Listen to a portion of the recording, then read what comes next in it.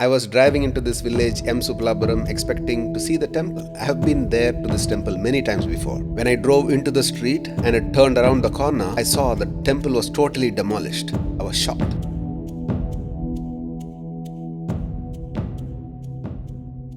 Namaskaram.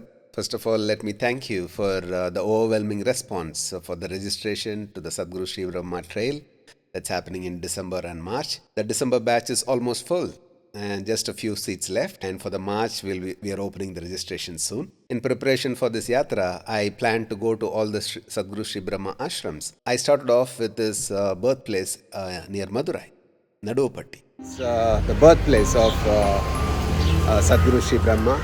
This has been a big turning point in my life, not just 5 years ago when we started the Sadhguru Shribrahma series, but even much earlier. So this is the birthplace. From here we will be starting the journey.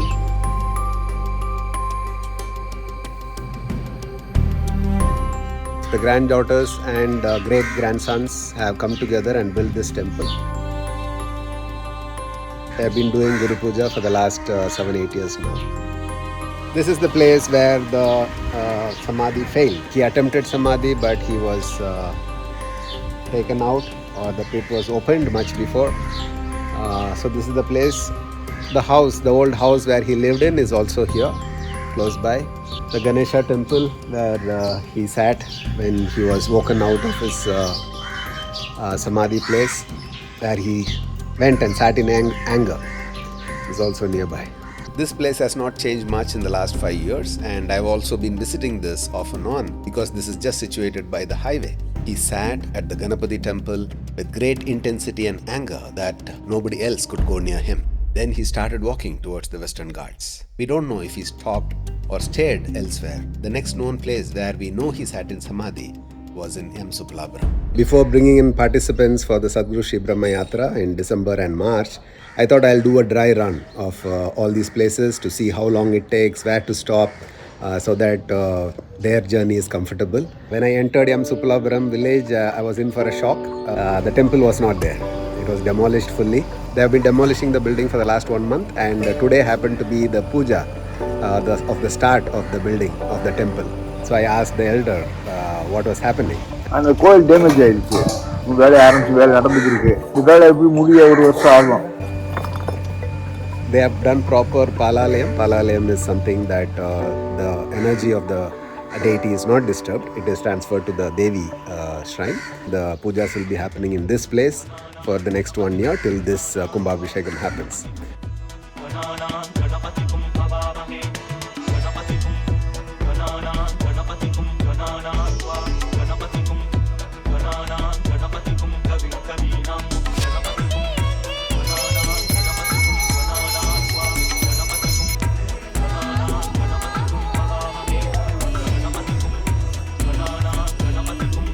வீட்டுக்கு வருஷம் ஆயிடுச்சு. எந்த குறைபாடு இல்லாமல் அந்த குருநாதர் வந்து நடத்திட்டு வராரு. ஆனால் அவர் எந்த ரூபத்தில் வராரு போறாருன்னு எங்களுக்கு தெரியாது. அவர் வருவாருங்கிற நம்பிக்கை வந்து பயந்து நாங்கள் செய்யலாம். எங்கள் கிராமமே பயந்து செய்யும். They were happy to see me on this day, exactly the day they were starting the work. So I asked them the estimate and all that. They are somehow managing it on their own. They are estimating at least a year, slowly raising funds, and they are known to not ask for funds. If you watch the episode, the second episode, you will know that they are somebody who believe that Sadhguru will send whoever is needed, and it will happen. சாதுக்கள் வந்தால் சாதுக்களுக்கு முதல் மரியாதை எப்பயுமே உண்டு, எப்பயுமே உண்டு. திருவிழா நடந்தாலும் நடக்காட்டிலும் எப்போ வந்தாலும் ஊரில் அப்போகளுக்கு மரியாதை உண்டு. எங்கள் பெரியவங்க முன்னாடி எங்களுக்கு வழிகாட்டியாக இருந்துட்டு போயிட்டாங்க. அதை நாங்கள் எங்களால் முடியும் போது நாங்கள் தகுந்த நாங்கள் செய்யறதை பின்பற்றி வரோம். The elder mentioned during the interview that they are just planning to do the interiors and the rest of the things as per the funds, how much ever they come in. I would take this opportunity to request if any of you are capable and wanting to support this, I'll be giving the account details in the description. Please reach out to them. They can directly send your contributions to the elder who is in charge of the construction of the temple in Subulapuram.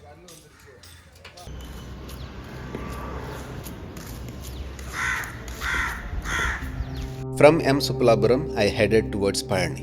Pani is the land of Siddhars. Every 100 meters, you would see either a samadhi or a temple or ashram situated in this sacred land. At the foothills of this Pani Hills is Brahma Tirtham, where Sadhguru Shribrahma sat underwater in Jala Samadhi. It's been many years since I came here, so I decided to spend some time walking around the foothills. I met the temple priest who was explaining to me about Bogar, how he consecrated the Navabhashana statue which is on top of the Pani Hills. He mentioned that there are 4 Devis at the foothills in 4 directions who act as Kshetrapalikas. I had not heard of Devis being Kshetrapalikas till now, except as Dwarapalikas in Devi temples. Devis like Mahishasuramardini and Vanadurga and a couple of more Devis were actually the Kshetrapalikas, or the guardian of the Kshetra, the energy space of Pani. He was found in Jala Samadhi here, and he was taken by these people. Initially they thought he was dead and they lifted him out. Then people who realized what he was, they carried him and placed him nearby. It seems the place was given by the Swami next door. Right now this is inside a quarters, government quarters.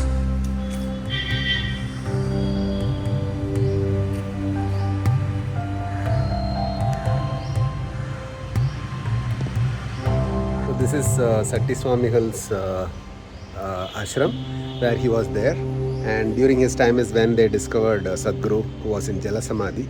So it seems he offered this part of the land of his ashram for Sadhguru to stay here. So Sadhguru, it says Sadhguru's Jiva Samadhi, but he was brought out of Jala Samadhi and placed here. Again he continued sitting here for some more time. Next stop was Tiruchirappalli.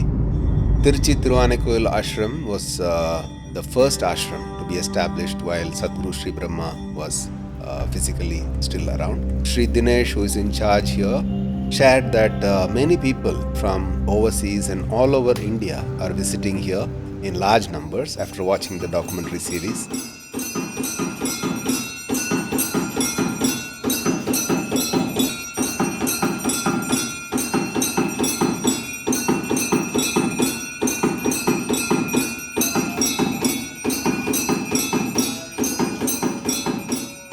Annadanam is happening regularly here. I happened to land here on Paurnami. So it is a grand feast, full-fledged food that is happening here. ஒவ்வொரு வியாழக்கிழமை நம்ம சர்க்குரு ராஜயோக திருமணத்தில் ஒவ்வொரு வியாழக்கிழமை அமாவாசை, பௌர்ணமி, திருவோணம், சங்கடகர சதுர்த்தி, பூசம் மற்ற விசேஷ நாட்களில் காலையில் 11:30 மணிக்கு பூஜை பண்ணி கரெக்டாக 12 மணிக்கு நம்ம அன்னதானம் பண்ணுறோங்க. மாதம் ஒரு 12-13 சாப்பாடு ரெகுலராக நடந்துக்கிட்டு இருக்குதுங்க. அது மட்டும் இல்லாமல் இந்த அன்னதானம் இல்லாத நாள் பிரசாதம் வச்சு படைச்சி ஒரு 20 பேத்துக்கு நம்ம டெய்லி கொடுத்துட்றதுங்க ஐயா. இந்த மடத்தில் நிறைய செய்கிறாங்க ஐயாவுக்கு. மடத்துக்கு வந்து எல்லா பக்தர்களும் அரிசி, பருப்பு, பணமெல்லாம் கொடுத்து எங்களுக்கு அன்னதானத்தை சிறப்பாக செய்கிறதுக்கு அந்த பக்தர்கள் எல்லாரும் எங்களுக்கு உதவியாக இருக்கிறாங்க. And they have also renovated the roof on top. The front floor and the shed also has been renovated. Thanks to people's financial support and who are all donating in kind as well every month. Driving from Trichy, it was a feeling of fulfillment and happiness that our work has effected some major changes. It is indeed a beautiful experience to have planted a sapling and see it bear fruits. Close to Tiruchirappalli is Eelanur, a 30-minute drive. October month was a bit warm this year. I came here and it started raining. Just the Tiruchi Thiruvanikkoil, how the weather was, and suddenly it changed to a stormy, rainy weather here.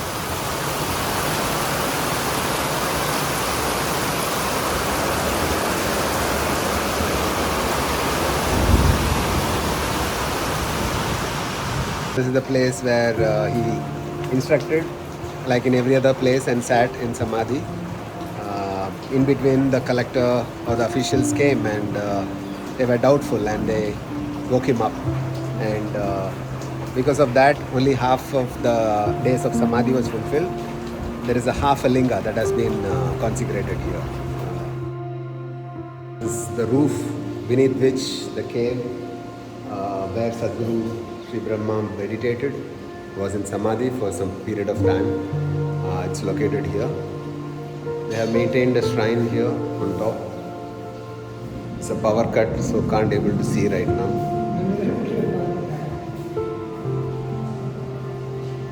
There's also a shrine there. This 85-year-old person from the village maintains this place. This is one place where the underground space is still maintained and also allowed for everyone to go into and meditate. In Tiruchi Ashram, the well is open only once a year and nobody is allowed to go inside the well. Here it is a much bigger space. Whenever I come here, it sort of leaves me sad and melancholic for unknown reasons. I don't know if what had happened here more than 100 years ago impacts me that way, or just seeing only one old person maintaining this place with sort of a no hope for future. Maybe that affects me.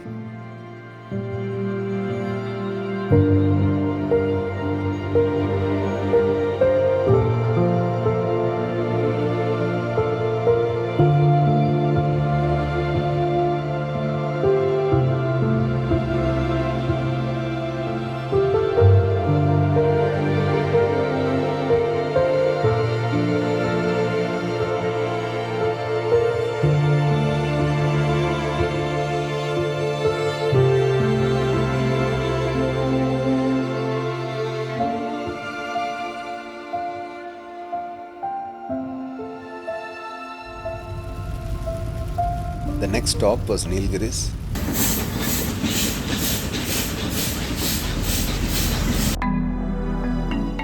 I went to Eelanur and met with Jayaprakash Swamigal, who is in charge of this place. He has new plans to expand the ashram to create more infrastructure, a better infrastructure for people to come and stay here and do sadhana. So this structure has been there since 1965. And it was built with mud and whatever mortar was available at that point of time. Now, because of regular maintenance work and all that, now Swami Jayaprakash Swamigal, who is taking care of this place right now, he's planning to renovate this whole place, and he's planning to design it in the form of Guptakashi. The front, people who have been to Guptakashi would have seen this. In the front, how there is a kund with Ganga and Yamuna flowing. That kind of water flow will be there in this front.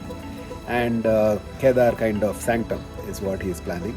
And hopefully more and more people will be able to come here and make use of this space. It was heartening to see that lots of initiatives are being planned, and handful of volunteers have also started staying here full time to help out with whatever development Swami Jayaprakash Swami is planning. He is also planning to start a school for the local children around the ashram and a goshala for the cows. The building the infrastructure and maintaining it, running it will all cost money in the long term. So I was discussing a few things, how it can become a sustainable thing, and I suggested that they could do this trail, Sadhguru Shribrahma's birthplace, till Coimbatore, which is what we are doing now. So after this March yatra, post that, Eelanur Ashram will be taking these yatras and on a regular basis. I hope through that, walking along the fiery trail of Sadhguru Shribrahma will inspire people to make the same inward journey within them also. This would also become a financial support for the Eelanur Ashram in the long run. What started off as a trip to check out these places for the yatra in December and March turned out to be a journey back in time for me. Although I had gone many times to these places in the last few years of shooting, but it was a time of exploration and shooting, and it's a different phase. Now going there as a person visiting and seeing the results of what we have done has been a completely satisfying experience. I feel that the mission is accomplished, and now we are ready to commence the Agastya Muni docu-series. Namaskar.